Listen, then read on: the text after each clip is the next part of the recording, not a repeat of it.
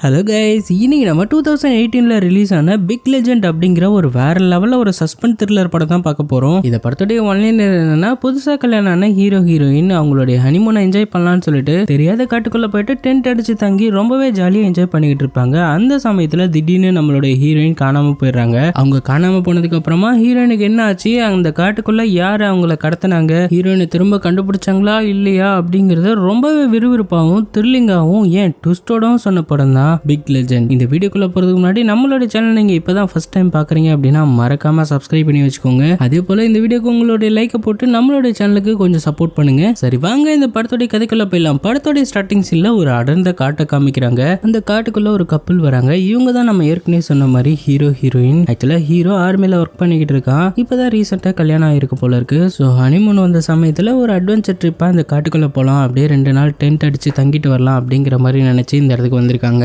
ஹீரோனும் அந்த காட்டு முழுக்க சுத்தி பார்த்துட்டு ரொம்பவே ஜாலியா என்ஜாய் பண்ணிட்டு இருக்காங்க. இந்த சமயத்துல ஒரு அருவிக்கு பக்கத்துல நின்னுகிட்டு 2 பேருமே பேசிட்டு இருக்காங்க. அந்த காட்டை பத்தி இந்த ஹீரோயின் ரொம்பவே பேசிக்கிட்டு இருக்கா. இந்த சமயத்துல ஹீரோயின் என்ன நினைச்சான்னு தெரியல, அவன் வாங்கிட்டு வந்த ஒரு ரிங்கை ஹீரோயினுக்கு பிரசன்ட் பண்றான். ஹீரோயினும் ரொம்பவே சந்தோஷப்படுறா. அதுக்கப்புறமா ஹீரோயினும் மறுபடியும் அந்த காட்டு முழுக்க சுத்த ஆரம்பிக்கிறாங்க. ஒரு கட்டத்துக்கு மேல இருட்டாக போகுது அப்படிங்கிறதுனால ஒரு இடத்துல டென்ட் போட்டு ஃபயர் கேம்ப் எல்லாம் போட்டு அப்படியே ஜாலியா என்ஜாய் பண்ணிட்டு இருக்காங்க. கொஞ்ச நேரத்துல 2 பேரும் தூங்கிடுறாங்க. இந்த சமயத்துல நடுராத்திரியில ஹீரோயினுக்கு மட்டும் ஏதோ ஒரு சவுண்ட் கேக்குது பக்கத்துல. என்னடா இது சவுண்ட் அப்படிங்கிற மாதிரி ஹீரோ கிட்ட சொல்லும் போது ஹீரோவா அது ஏதாவது கரடியா இருக்கும், நெருப்பு நிறைய இருக்கிறதுனால கரடி இந்த இடத்துக்கு வரதுக்கான வாய்ப்பு இல்லை அப்படிங்கிற மாதிரி சொல்லிட்டு தூங்கு அப்படிங்கிற மாதிரி சொல்றான். சரி ஓகே அப்படின்னு சொல்லிட்டு ஹீரோயினும் மறுபடியும் தூங்கலான்னு சொல்லி ட்ரை பண்ணும்போது கொஞ்ச நேரத்திலே பார்த்தா அந்த சவுண்ட் மறுபடியும் கேக்குது. அது மட்டும் இல்லாம முன்ன விட ரொம்ப அதிகமாகவும் ரொம்ப பக்கத்துலயே அந்த சவுண்ட் கேட்கற மாதிரி தெரியுது. ஹீரோக்கும் இந்த சவுண்ட் கேட்டிருக்கும் போல. அதனால அவன் கையில ஒரு டார்ச் எடுத்துட்டு நீ இங்கே இரு, நான் வெளியே போய் பார்த்துட்டு வரேன் அப்படிங்கிற மாதிரி சொல்லிட்டு அந்த காட்டுல இறங்கி நடக்க ஆரம்பிக்கிறான். அதே சமயத்துல அவன் போன கொஞ்ச நேரத்திலே பார்த்தா ஹீரோனுக்கு அந்த டென்ட்டுக்கு பக்கத்துல யாரோ நிக்கிற மாதிரி தெரியுது. ஏடா இது அப்படிங்கிற மாதிரி பார்த்து பயந்து போயிருப்பான். இந்த சமயத்துல ஹீரோவை காமிக்கிறாங்க. ஹீரோ நல்லா டீப்பா உள்ள போயிட்டான். இந்த சமயத்துல டென்ட்ல இருந்து ஹீரோயின் அலற மாதிரியான சவுண்ட் கேட்டு வேகமா அந்த டென்ட்டை நோக்கி ஓடி வருவான். அப்படி ஓடி வந்து பார்த்தா டென்ட் எல்லாமே உடஞ்சு போயிருக்கு. அங்க இருந்த ஹீரோயினையுமே காணோம். என்னடா இது அப்படின்னு சொல்லிட்டு அந்த டார்ச்சை வச்சு அப்படியே தேடிட்டு இருப்பான். ஆனா அங்க எதுவுமே கிடைக்காது. அவனும் ஹீரோனுடைய பேரை சொல்லி பயங்கரமா கத்திக்கிட்டு இருப்பான். அப்படியே சீனை கட் பண்ணி இப்போ கொஞ்ச நாள் கழிச்சு காமிக்கிறாங்க. ஹீரோவுக்கு கொஞ்சம் தாடியெல்லாம் நிறைய வளர்ந்துருக்கு. சில மாசங்கள்னு வச்சுக்கோமே. ஹீரோயின் காணாம போயிட்டா. இதனால இவன் கொஞ்சம் மென்டலி பாதிக்கப்பட்டிருக்கான். இதனால ஒரு சைக்காட்டிஸ்ட மீட் பண்றதுக்காக தான் வந்திருப்பான். சைக்காட்டிஸ்ட் சில விஷயங்கள்லாம் கேட்கறாங்க. உங்க ஒய்ஃப் எப்படி காணாம போனாங்க அப்படிங்கிற மாதிரி எல்லாம். நம்ம ஹீரோவை பொறுத்த வரைக்கும் அந்த டென்ட்டுக்குள்ள வந்து அட்டகாசம் பண்ணிட்டு நம்ம ஹீரோனை தூக்கிட்டு போனது ஒரு கரடி தான் அப்படிங்கிற மாதிரி நினைச்சுக்கிட்டு இருக்கான். அதை தான் அந்த சைக்காட்டிஸ்ட் கிட்டையும் சொல்றான். ஆனா அந்த சைக்காட்டிஸ்ட் ஒரு கரடியால எப்படி ஒரு பொண்ணை தூக்கிட்டு போக முடியும் அப்படிங்கிற மாதிரி ஒரு கேள்வியை கேட்கும் போது அவங்க என்னதான் கொஸ்டின் கேட்டாலும் நம்ம ஹீரோவோ ஒரு கரடி தான் அப்படிங்கிற மாதிரி மைண்ட்ல ஃபுல்லா வச்சிருக்கான். ஆக்சுவலா ஹீரோனுடைய டெட் பாடி கூட இது வரைக்கும் கிடைக்கல. இதனால கண்டிப்பா அவ உயிரோட இருக்கிறதுக்கான வாய்ப்பு இருக்கு. நான் மறுபடியும் அந்த காட்டுக்கே போயிட்டு ஹீரோனை கண்டுபிடிக்க போறேன் அப்படிங்கிற மாதிரி ரொம்பவே லூசுத்தனமா சொல்லிக்கிட்டு இருப்பான். அப்படியே வீட்டுக்கு வந்த ஹீரோவா அவங்க அம்மா கிட்ட நான் ஹீரோனை தேடி போக போறேமா, அவளோட டெட் பாடி கிடைச்சாலும் நான் கொண்டு வந்துடுறேன், அவ இல்லாம என்னால இருக்க முடியல, அவ செத்து போயிட்டான்னு சொல்லிட்டு கன்ஃபார்ம் பண்ணாலாவது எனக்கு கொஞ்சம் நார்மலா இருக்கும் அப்படிங்கிற மாதிரி சொல்லிட்டு அந்த காட்டுக்கு போறதுக்காக ரெடி ஆகிட்டு இருக்கான். அதுக்கு தேவையான சில திங்ஸ் எல்லாம் எடுத்து வச்சிட்டு இருக்கான். சேஃப்டிக்கு கன்னெல்லாம் எடுத்து வச்சுக்கிட்டு இருக்கான். இந்த சமயத்துல அவன் ஏற்கனவே ட்ரிப் போகும்போது சில போட்டோஸ் எல்லாம் எடுத்திருப்பான் இல்லையா ஒரு கேமராவில். அந்த கேமராவை எடுத்து அதுல எடுத்த போட்டோஸ் எல்லாமே பார்த்துட்டு இருக்கான். அப்படி பார்த்துட்டு இருக்கும்போது ஒரு போட்டோடைய பேக்ரவுண்ட்ல ஏதோ ஒன்று கருப்பா நிக்குது. அது ஜூம் பண்ணி பார்க்கறான். ஆனா என்ன விஷயங்கிறது தெரியல. அப்படியே பார்க்கும்போது ஒரு கரடி மாதிரி தான் தெரியுது. இதை வச்சு பார்க்கும்போது இப்போ வரைக்குமே ஹீரோ ஒரு கரடி தான் தன்னுடைய கேர்ள் ஃப்ரெண்டை தூக்கிட்டு போயிருச்சு அப்படிங்கிற மாதிரி நினைச்சுக்கிட்டு இருக்கான். அது மட்டும் இல்லாம ஒரு மேப் எடுத்து அந்த மேப்ல அந்த காட்டுல இவனுடைய கேர்ள் ஃப்ரெண்ட் இறந்து போயிருப்பா இல்லையா, அந்த இடத்த மார்க் பண்ணி ஒரு சரௌண்டிங் மாதிரி வரையறான். அதுக்குள்ளதான் நம்ம தேடணும் அப்படிங்கிற மாதிரி. அப்படியே சீனை கட் பண்ணா ஹீரோ ஒரு சிகப்பு கலர் பெரிய கார்ல வந்து அந்த காட்டுல வந்து வண்டியை நிப்பாட்டுறான். ஸோ இறங்கின உடனே கீழே எதையோ பார்த்துடுறான். டக்குன்னு அவன் கண்ணை எடுத்துட்டு ரெடி ஆகுறான். அப்படி என்னடா பார்த்தான் அப்படின்னு சொல்லிட்டு கேமரால காமிக்கிறாங்க. பார்த்தா ஒரு பெரிய மனுஷனுடைய காலடி தட மாதிரி இருக்கு. அது மனுஷனா இல்ல கரடியா அப்படிங்கிறது நமக்கு தெரியல. ஆனா பார்க்கும்போது யூஸ்வலா இருக்கிற மனுஷ காலடி தான். ஆனா ரொம்பவே பெருசா இருக்கு. இதை வச்சு பார்க்கும்போது பெருசா ஒரு அனிமலோ இல்ல மனுஷனோ இருக்காங்க அப்படிங்கிறது நமக்கு தெரியுது. ஆனா ஹீரோ ஒரு கரடி தான் அப்படிங்கறத ஃபாலோ பண்ணிட்டு போயிட்டு இருக்கான். அவன் காட்டுக்குள்ள இன்னும் டீப்பா போயிட்டு இருக்கான். அந்த சமயத்துல ஒரு மரத்துல ஏதோ ஒரு டாலர் போட்ட ஒரு செயின் தொங்கிட்டு இருக்கும். அதெல்லாம் பார்த்துட்டு அப்படியே கிராஸ் பண்ணி போயிட்டு இருக்கான். அப்புறம் ரொம்ப நேரமா அந்த காட்டுக்குள்ள தேடினதுல எந்த ஒரு எவிடன்ஸும் கிடைக்கல. மறுபடியும் இருட்டாக போகுது அப்படிங்கறதுனால நேரா அவனுடைய காருக்கு வந்து தூங்கலான்னு சொல்லிட்டு தூங்க ஆரம்பிக்கிறான். இந்த சமயத்துல கொஞ்ச நேரத்திலே பார்த்தா அவனுடைய காரை யாரோ ஆட்ட ஆரம்பிக்கிறாங்க. என்னடா இது அப்படின்னு சொல்லிட்டு அப்படியே பார்க்கும்போது யார் இருக்காங்கன்னே தெரியல. அது மட்டும் இல்லாம திடீர்னு அவனுடைய காரோடைய ஜன்னல் வழியா ஒரு பெரிய கட்டை வந்து குத்திக்கிட்டு அந்த காரே ரொம்பவே டேமேஜ் ஆகிட்டு இருக்கு. இவன் கையில வச்சிருக்க கன்னை வச்சு பயங்கரமா வெளியில ஷூட் பண்ணிட்டு இருக்கான். ஆனா யாரை ஷூட் பண்ணதுன்னு தெரியாம காட்டுக்குள்ள அவன் பாட்டுக்கு ஷூட் பண்ணிட்டு இருக்கான். அவனுடைய புல்லட்டுமே காலி ஆயிடுது. திரும்ப லோட் பண்ணிட்டு யார் வந்தாலும் போட்டு தள்ளலாம் அப்படிங்கிற மாதிரி பார்த்துட்டு இருக்கும்போது கரெக்டா அந்த இடத்துக்கு ஒரு தாத்தா வராரு. நீங்க தான் இதெல்லாம் பண்ணீங்களா அப்படிங்கிற மாதிரி அவரை பார்த்து மிரட்டும் போது, ஏன்பா நானே ஏதோ கன் ஃபயர் சவுண்ட் கேக்குதுன்னா நான் இந்த இடத்துக்கு வந்தேன், நீ என்ன கேட்கற, என்னப்பா இங்க சத்தம் அப்படிங்கிற மாதிரி கேட்கும்போது, நான் கார்ல தூங்கிட்டு இருந்தேன், திடீர்னு யாரோ என்ன இப்படி அட்டாக் பண்ணி வச்சிருக்காங்க, என் காரெல்லாம் உடைச்சு வச்சிருக்காங்க அப்படிங்கிற மாதிரி சொல்றான். ஆக்சுவலா இந்த காட்டுக்குள்ள நிறைய விலங்குகள் இருக்கு, அதுல ஏதாவது ஒண்ணு இப்படி பண்ணிருக்கலாம் அப்படிங்கிற மாதிரி அந்த தாத்தா சொல்றாரு. இந்த சமயத்துல கட்டையை தூக்கி அடிக்கிற மாதிரி எல்லாம் ஏதாவது அனிமல் இருக்கா அப்படிங்கிற மாதிரி கேட்கும்போது, கண்டிப்பா இருக்குப்பா, பிக் ஃபுட்னு ஒண்ணு இருக்கு, நீங்க கேள்விப்பட்டிருக்கீங்களா அப்படிங்கிற மாதிரி அந்த தாத்தா கேட்கும்போது, பிக் ஃபுட்டா, அது எப்பவே அழிஞ்சு போச்சு, இன்னுமா இதெல்லாம் நம்பிக்கிட்டு இருக்கீங்க அப்படிங்கிற மாதிரி ஹீரோ சொல்லும்போது, இந்த தாத்தாவோ கண்டிப்பா இருக்குப்பா, நிறைய பேர் அதை பார்த்துதான் சொல்றாங்க, அது மட்டும் இல்லாம இங்க நிறைய பேர் டூரிஸ்டா வந்திருக்காங்க, அவங்கள நிறைய பேர் காணாமவும் போயிருக்காங்க அப்படிங்கிற மாதிரி சொல்லிக்கிட்டு இருக்கும்போது தான் ஹீரோவும் சொல்றான், என்னுடைய ஒய்ஃப் கூட கொஞ்சம் மாசத்துக்கு முன்னாடி இந்த காட்டுக்குள்ளதான் தொலைஞ்சு போயிட்டா, அவளோட டெட் பாடியை பார்த்து தேடி கண்டுபிடிச்சிடலாம் அப்படிங்கிற மாதிரி தான் நான் வந்திருக்கேன் அப்படிங்கிற மாதிரி ஹீரோ சொல்றான். அது மட்டும் இல்லாம அது கண்டிப்பா ஒரு கரடியா தான் இருக்கும், நீங்க சொல்ற மாதிரி பிக் ஃபுட்டாலாம் இருக்க வாய்ப்பே இல்லை அப்படிங்கிற மாதிரி சொல்றான். ஆக்சுவலா பிக் ஃபுட் அப்படிங்கிறது ஒரு பெரிய காலடி தடம் அப்படிங்கிறது அதுக்கான மீனிங். அது மட்டும் இல்லாம அது ஒரு மிருகம். அது எப்படி இருக்கும்னா ஒரு குரங்கையும் ஒரு கரடியும் மிக்ஸ்அப் பண்ண மாதிரி ஒரு 10 அடி ஹைட்ல இருக்கும். ஸோ ரொம்ப ஜெய்ஜாண்டிக்கா இருக்கும். இதுதான் அந்த பிக் ஃபுட் அப்படிங்கிற ஒரு விஷயம். என்னதான் இந்த தாத்தாவோ பிக் ஃபுட் அப்படிங்கிற ஒரு விஷயம் இருக்குதுன்னு சொன்னாலும் நம்ம ஹீரோ நம்புற மாதிரியே தெரியல.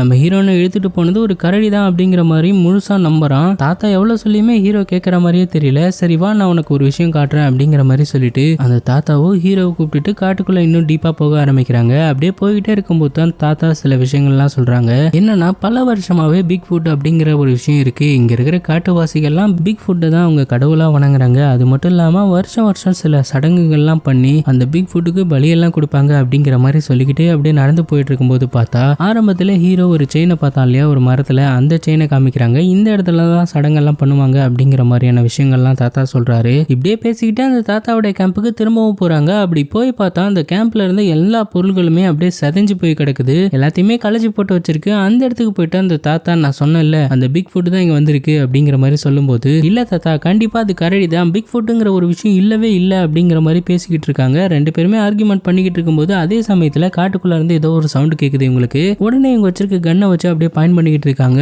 காட்டுக்குள்ள என்ன இருக்குது அப்படிங்கிறது தெரியல. ஹீரோ ஏதோ ஒரு விஷயத்த ஃபாலோ பண்ணிட்டு அப்படியே ஓட ஆரம்பிக்கிறான் துரத்திக்கிட்டே. அப்படி அவ வேகமா காட்டுக்குள்ள ஓடும்போது கால் தடிக்கு ஒரு இடத்துல விழுறான். அந்த இடத்துல பார்த்தா மனுஷங்களோட எலும்பு கூடுகள் நிறைய கிடக்கு. இது வரைக்கும் இந்த காட்டுக்குள்ள காணாம போனவங்களோட எலும்பு கூடா தான் இருக்கும் இது. அந்த இடம் ஃபுல்லாவே இந்த எலும்பு ரத்தமுமா தான் இருக்கு. இதை பார்த்து ரெண்டு பேருமே பயந்து போறாங்க. அது மட்டும் இல்லாம அந்த தாத்தாவோ, நான் சொன்னேன்ல அந்த பிக் ஃபுட்டோடைய வேலை தான் அப்படிங்கிற மாதிரி சொல்லும்போது இப்ப கூட ஹீரோ நம்ப மாட்டேங்கிறான். இது கரடியோடைய வேலை தான் அப்படிங்கிற மாதிரி சொல்றான். அந்த சமயத்துல அந்த இடத்துல பார்க்கும்போது படத்துடைய ஸ்டார்டிங் சீன்ல ஹீரோனுக்கு ஒரு ரிங்கை பிரசன்ட் பண்ணிருப்பான் இல்லையா, அந்த ரிங்கை அந்த இடத்துல தான் கிடக்குது. அதை எடுத்து பார்த்த உடனே ஹீரோனை கண்டிப்பா இங்க இருக்கிற கரடி தான் கொலை பண்ணிருக்கும் அப்படின்னு சொல்லிட்டு கன் எடுத்துட்டு ரெடி ஆகுறான். அந்த கரடியை கொலை பண்ணாம விட மாட்டேன் அப்படிங்கிற மாதிரி. இந்த சமயத்துல அந்த தாத்தாவோ, இங்க பாருப்பா இங்க இருக்கிறது கரடி கிடையாது, கண்டிப்பா அந்த பிக் ஃபுட் தான், தயவு செஞ்சு வா நம்ம இங்க இருந்து தப்பிச்சு போயிடலாம் அப்படிங்கிற மாதிரி சொல்லும்போது, இல்ல தாத்தா அது கண்டிப்பா கரடி தான், திரும்ப திரும்ப அதே சொல்லாதீங்க அப்படிங்கிற மாதிரி சொல்லிட்டு அப்படியே கன்னை வச்சு பாயிண்ட் பண்ணிக்கிட்டே இருப்பான். அந்த சமயத்துல எங்க இருந்தோ ஒரு பெரிய கல்லு வந்து அந்த தாத்தாவுடைய காலிலே விழுது. இதனால அந்த தாத்தாவுக்கு பயங்கரமா அடிபட்டுருது. அது மட்டும் இல்லாம அவருடைய காலே முறிஞ்சு போகுதுன்னா பாத்துக்கோங்களேன். இதனால வலி தாங்க முடியாம பயங்கரமா கத்துறாரு. அதே சமயத்துல ஹீரோவோ போயிட்டு அந்த தாத்தாவுக்கு ஹெல்ப் பண்ண ட்ரை பண்ணிக்கிட்டு இருக்கான். ஒரு சமயத்துக்கு மேல நிறைய கல் அந்த இடத்துல வந்து விழறதுனால அங்க இருந்து தப்பிக்கிறதுக்காக அப்படியே நகர்ந்து கொஞ்சம் கொஞ்சமா வந்து ஒரு மரத்துக்கு பின்னாடி உட்காந்து இருக்காங்க.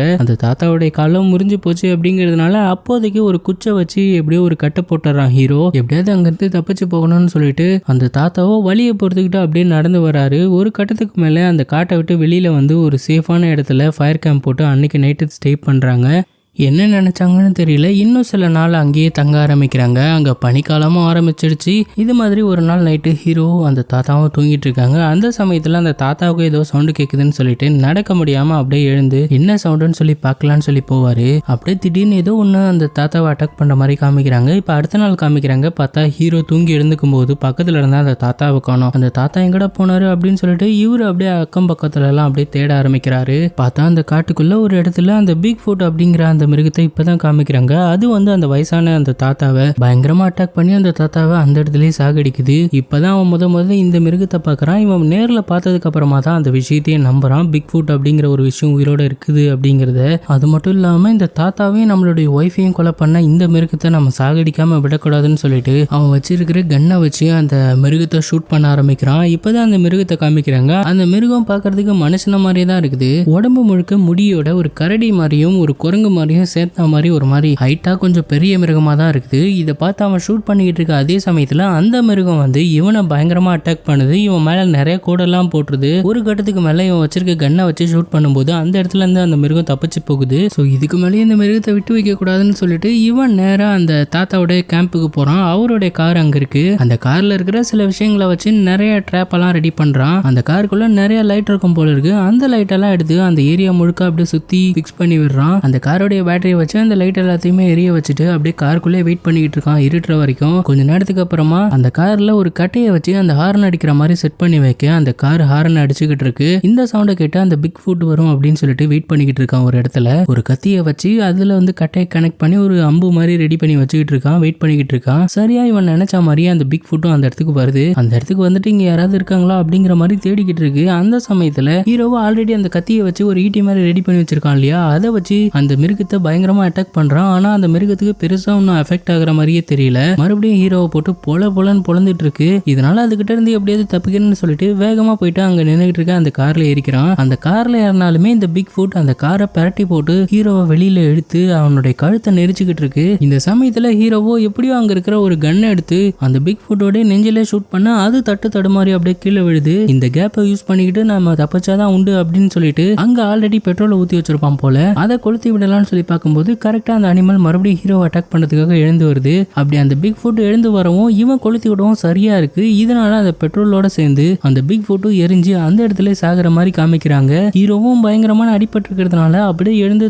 தடுமாறி அப்படியே தப்பிக்கலாம்னு சொல்லி போயிட்டு இருக்கான் அந்த காட்டை விட்டு. இப்ப அடுத்த நாளுமே விடிஞ்சு போகுது. ஒரு ரோட்ல போயிட்டு வந்து விழ அந்த ரோட்ல போயிட்டு இருந்த ஒரு ஆள் வண்டியை நிப்பாட்டிட்டு ஹீரோவை கொண்டு போய் ஹாஸ்பிட்டல்ல சேர்க்கிறாங்க. அவனுக்குமே ட்ரீட்மெண்ட் முடிஞ்சு அவனுமே கண் முழிக்கிறான். அந்த இடத்துக்கு ஒரு நர்ஸ் வராங்க. அவங்க வந்து ஹீரோ கிட்ட பேச்சு கொடுக்குறாங்க. இந்த இடத்துல இந்த படத்தை முடிக்கிறாங்க. ஸோ இந்த படம் எப்படி இருந்துச்சுன்னு சொல்லி மறக்காம கமெண்ட் பண்ணுங்க. இது வரைக்கும் இந்த வீடியோ லைக் பண்ணாதவங்களா மறக்காம லைக் பண்ணிக்கோங்க. அதே போல நம்மளுடைய சேனலுக்கு நீங்க புதுசா வந்திருக்கீங்க அப்படின்னா மறக்காம சப்ஸ்கிரைப் பண்ணிக்கோங்க. ஓகே, மீண்டும் ஒரு நல்ல வீடியோட வந்து சந்திக்கிறேன். தேங்க்யூ.